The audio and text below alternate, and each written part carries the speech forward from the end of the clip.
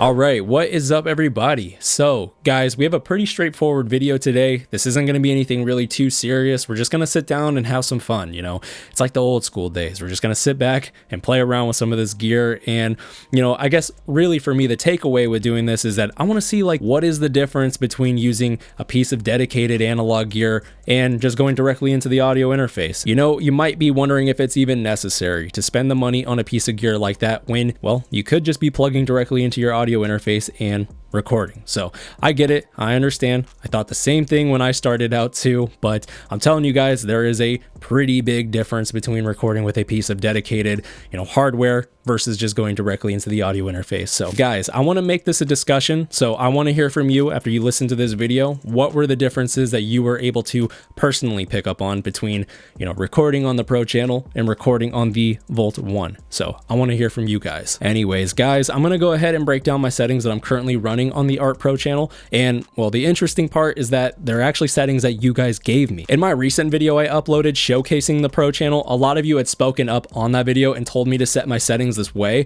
And well, I can't deny it actually sounds really good. All right, and here's a closer look at the settings that I am running on my Pro channel. Now, the biggest piece of criticism that I received in that video was actually engaging this gain switch down here. In that video I uploaded, I had this turned off and I just maxed out the gain on this knob to plus 26 dB.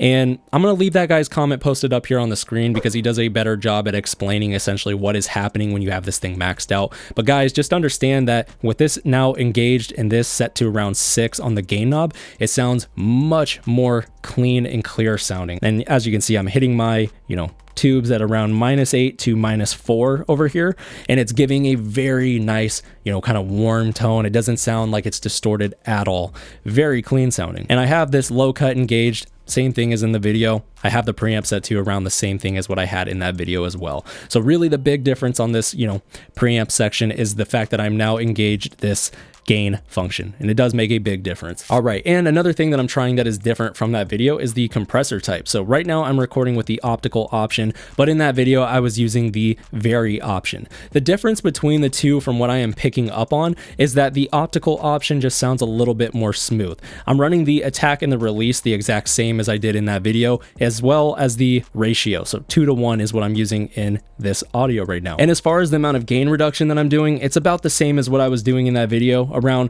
you know, peaking at -8 is about, you know, the loudest that I'm going. With a 2:1 ratio, that's not very much compression. You know, it's not going to be super noticeable if I'm hitting -8, -10, but it's averaging usually around -4 to -6, which is like right in the sweet spot in my opinion. I really like how this sounds. And well, guys, aside from the preamp, the other big difference that I'm doing in this video is I'm using far more EQ than I did in the other one. Well, I'm going to show you right now just what I mean. So in that video, I actually had it bypassed, which, well, so you can probably hear a little bit of a difference. The big one for me is that it sounds a little bit more bassy, a little bit more muddy sounding, and that's mostly to do with the fact that we're not doing any subtractive EQ right now. We're just leaving it at its natural source. Whereas with the EQ brought back in, we're doing subtractive EQ. You know, we're taking away some of the lower frequencies, some of the boxiness, and we're just, you know, adding a little bit of that shine and the, you know, higher frequencies and the higher tones. We're just adding a little bit of that, you know, a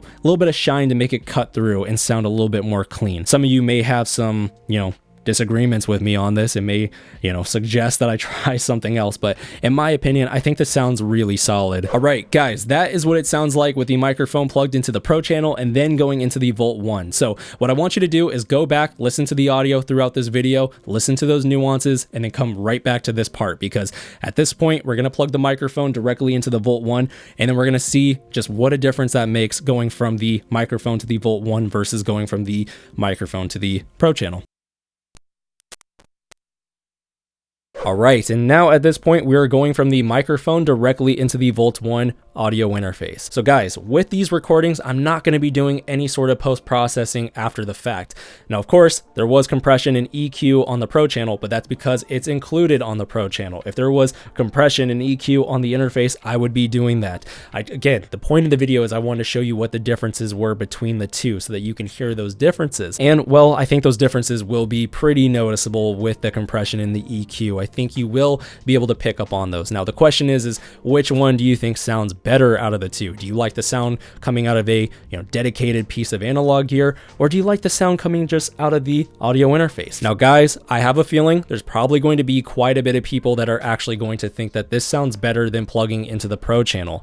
And the reason for that is because this is going to be the most clean, sterile recording out of the two. So what I mean by that is anytime that you're plugging into these tube-based preamps, channel strips, whatever, you're doing it because you want those sonic characteristics. You're wanting that, kind of warm, gritty sound that is associated with hardware. That's just not something you're going to get with a audio interface and plugins. Some plugins do a good job at kind of emulating this, but the reality is that if you really do want to get a, genuine sound, you should be using a piece of analog gear. So yeah, it's all subjective, but that's why I'm creating this video in the first place, because I want to make a discussion out of this. I want to hear from you with your experience, which you like recording with more. Do you like recording with analog gear? Do you like recording with just an audio interface?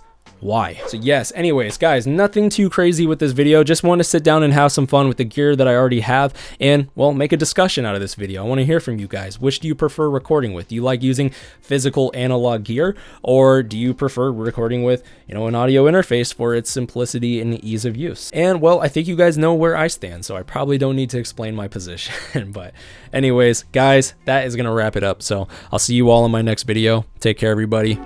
Peace.